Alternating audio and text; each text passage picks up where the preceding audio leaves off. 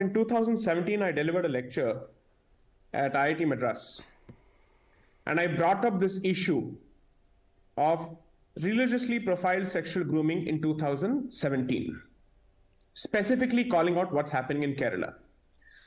So one of the panelists on the debate, I think it was Mr. Poonawala, who basically said, how is 3,000 ballooning to 32,000? I think that's a fair point to make.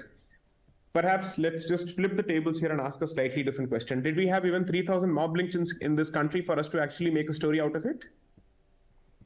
We had barely 10 or 15, and even some of them were inaccurate.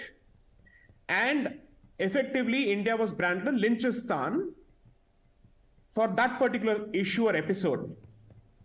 Here, at the very least, there is an admission that there are 3,000 cases to be dealt with. And still the fight is about why is 3,000 being projected as 32,000? Why aren't we actually looking at the causality behind the 3,000 cases? That's a question that we need to ask. In 2021, the Catholic Church and its leaders came out with statements specifically to the effect that love and narcotics jihad was equally affecting girls from the Christian Catholic community of Kerala. You know what? Lutyens media then went after the Catholic Church as well. There were articles, reams and reams of articles written against them. I don't hold brief for the Catholic Church. I'm sure everybody who knows my position on some of these issues can vouch for that. But the fact of the matter is this. So everybody is lying. Is that the position today? There is absolutely nothing worth looking into. I say this with all the humility at my command. I genuinely don't care for the BJP versus Congress politics anymore. For the simple reason that I am not a professional spokesperson. I think they have able spokespersons to actually represent their position. So I won't get into that. But I'm seriously concerned about what's happening in Kerala. We are being told that if you happen to be a national majority, you never get to actually call yourself a victim under any circumstances. As Hindus, this is the position. In 2011, the population of Hindus in Kerala was 54.7%. The combined population of Muslims and Christians in Kerala was 44%. This was 2011. We are in 2023. There are several scholars who go to the extent of saying that the Hindu population, the actual practicing Hindu population in Kerala has come down to close to 40% or perhaps even less. I have even more alarming figures. And let me say this as a matter of public record. Ashrams have been set up in Kerala to rehabilitate such girls who have been pulled out of these circumstances, who are actually victims of love jihad, so to speak, or sexual grooming.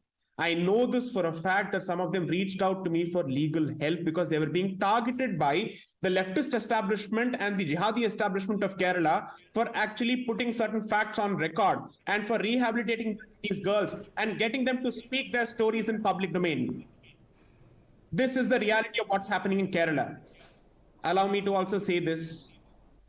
Kerala is not an aberration. There's a very targeted history here, and Kerala is not the only state where this is happening. This is happening across the country. Whether it's a BJP-ruled state or a non-BJP-ruled state, the modus operandi and the people who are being targeted does not change. That's a reality. Now, answering the question of certain Strawman comparisons between banning of Fana and banning of Kerala story, Fana effectively was a clear valorization of the Kashmiri separatist movement. And therefore, it attracted sedition law. It had to be banned, and there was nothing wrong about it. Unfortunately, it was not banned across this country. That's a fact. I am not a free speech absolutist when it comes to two aspects, sedition and religion. I'm very clear about that. There are certain restrictions that I certainly observe when it comes to this, because what I'm capable of saying about someone else can be said against me as well and my faith as well. So it's a two-way street. I'm very, very careful about that as a practicing Hindu. Point number 3. I have to ask myself only this question. What does it show when you see the reactions for Kashmir files as well as the Kerala story? Yeah. Hindus can never ever claim or at least state with facts supporting them that they are at the receiving end of a religiously motivated atrocity, one way or the other. Religion, fight for women, and attacking the female identity is at the heart of what is known as sexual grooming, which is crudely dubbed as love jihad. I won't call it love jihad. I will call it religiously profiled sexual grooming. It's the very same kind that's happened in London and in UK for several decades, so to speak. This is no different. Why do we believe as if this is something that is exclusive to Bharat? Wherever there's a certain population, sorry, this is happening across the world. Right. I think even UK has finally started speaking up despite its political correctness filters and multiculturalism filters. Well, here there is an attempt to try and ban any conversations around these issues that Sai Deepak is referring to.